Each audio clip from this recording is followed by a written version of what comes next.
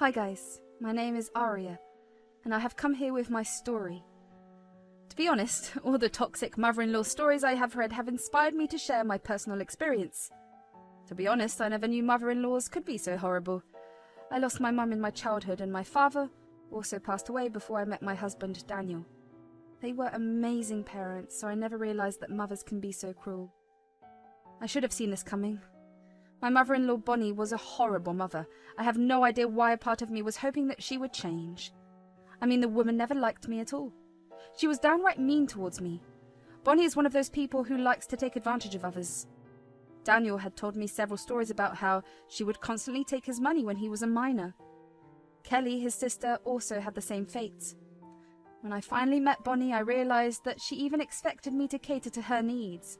She said, "I have a certain lifestyle, Aria. I hope you understand that. I like to be pampered and spoiled whenever possible.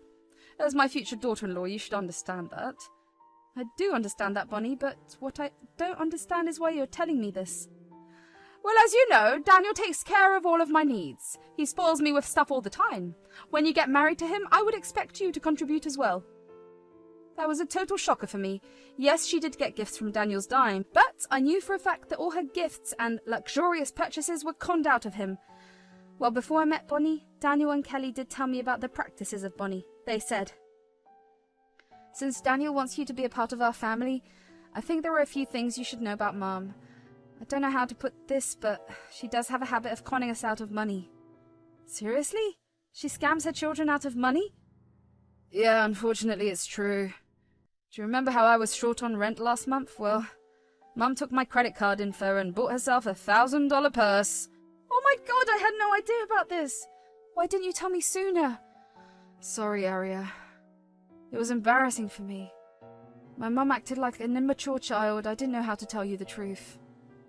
I was absolutely shocked at Bonnie's frickin' audacity. I still had no idea why she thought she was entitled to give herself a gift by scamming her son.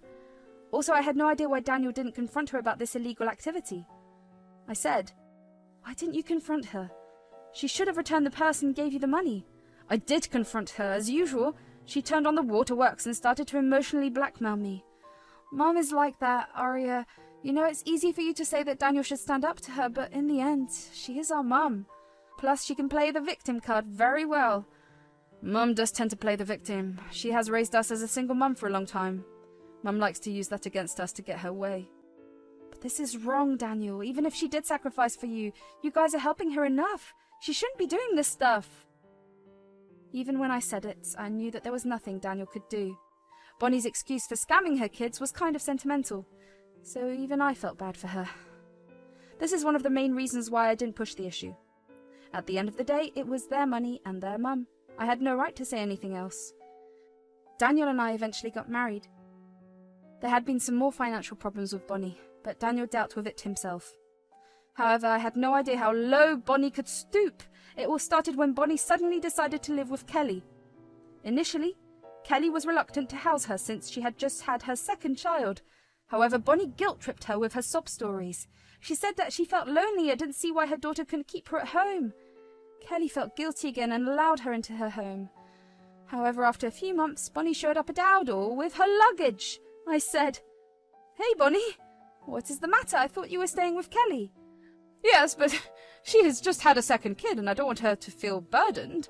I thought since this is my son's place, I could stay here for a while. I will look for a place to rent soon. I won't be here for long." "You can stay here, Mum. It's not a big deal. We can adjust for the time being." "Aria, will you have a problem with that? I mean, I know I deserve to be here, but you might not be too happy about it. You might feel that I'm taking too much from Daniel." "I don't have a problem, Bonnie. I understand why you want to give Kelly some space. She has had a hard pregnancy and needs some time alone with her new family. You can stay here until you get a new place." Honestly, I was a little concerned about Bonnie showing up at our place unannounced, but I kept my mouth shut. I didn't want to disturb Kelly with questions when she was adjusting to her new life. I did put it on the back burner and eventually forgot about it. What did continue to bother me was that Bonnie never left. No, she kept staying with us for months with no intention of looking for a new place. We had no idea why she was doing this. What's worse was the fact that she demanded that Daniel and I fund her shopping sprees. When we refused, she tried to guilt-trip us as well. Suffice to say, I shut that down real quick. While we were still figuring out why Bonnie was making no move to leave, something else happened. A lot of money went missing from our house. It didn't happen at once. We used to find that around $100 to $200 went missing every week. Not only that, but some of my heirloom jewellery also went missing. I was decanted. I said, I don't know where my jewellery went. They were super sentimental to me. My nonna gifted me those before she died. Hell, even one of my mum's rings is missing. I don't know what to do. Don't worry, Arya. It'll show up somewhere. It can't just disappear from the house. I'm going mad thinking that I have misplaced them. I'll never forgive myself if they are lost forever, Daniel. Do you think we should inform the police? Don't be such a whiny woman, Arya. They are just jewellery. You still have plenty more. I knew a girl like you wouldn't be able to handle such precious pieces. This serves you right. Don't bother the police with such stupid stuff. Bonnie's reaction raised a lot of alarm bells in my head. Immediately, I smelt something fishy. However, the good girl I am, I dismissed those real quick. In my mind, Bonnie didn't deserve my suspicions just because she was mean to me. When the money still kept disappearing, Daniel and I grew concerned.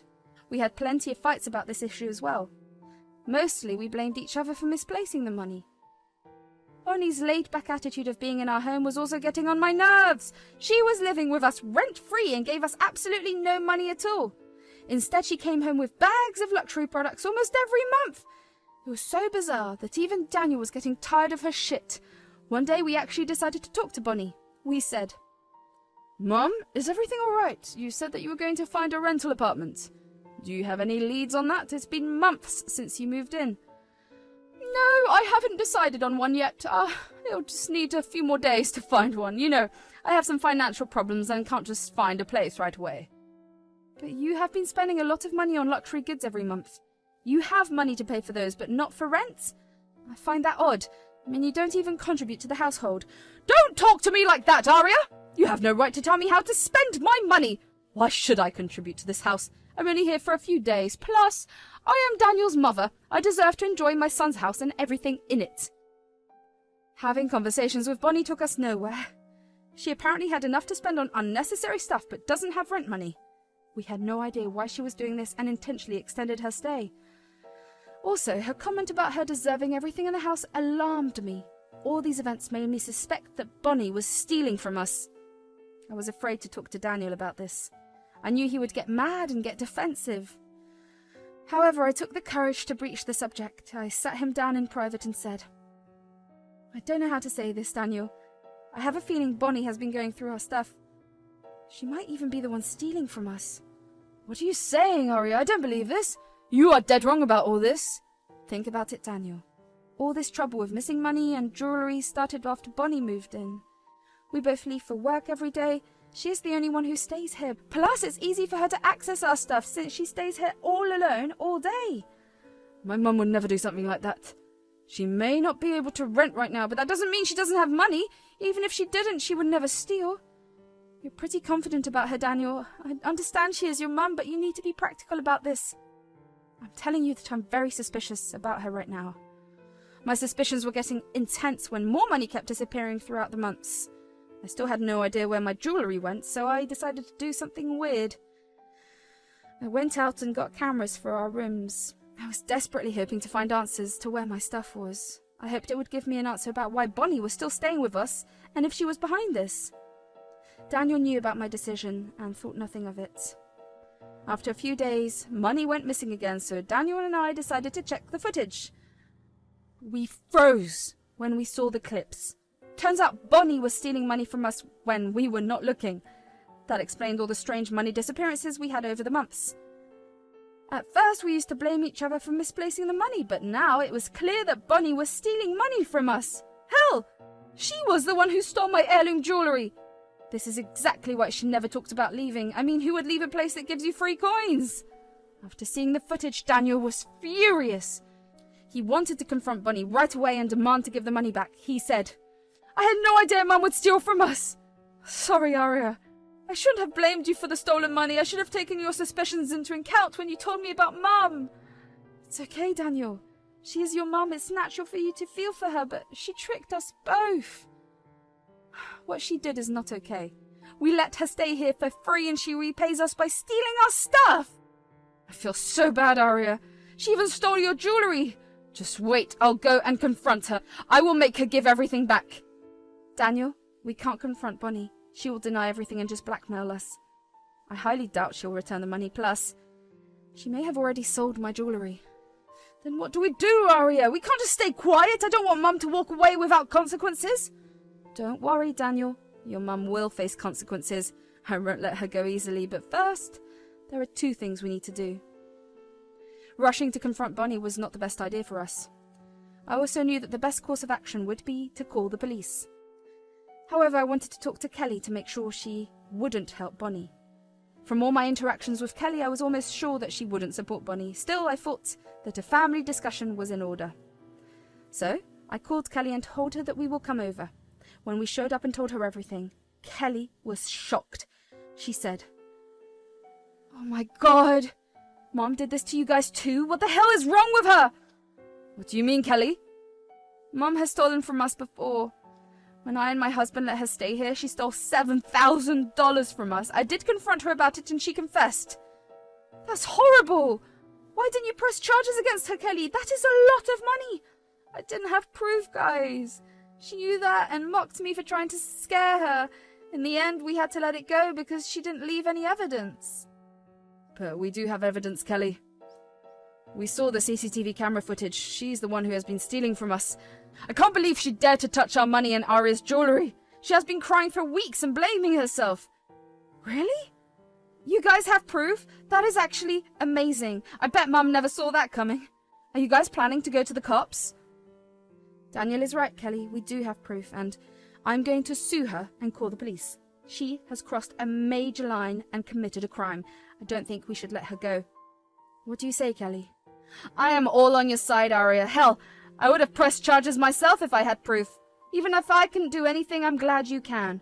Don't let her get off easy, and don't worry, I won't come to rescue her when she needs bail money."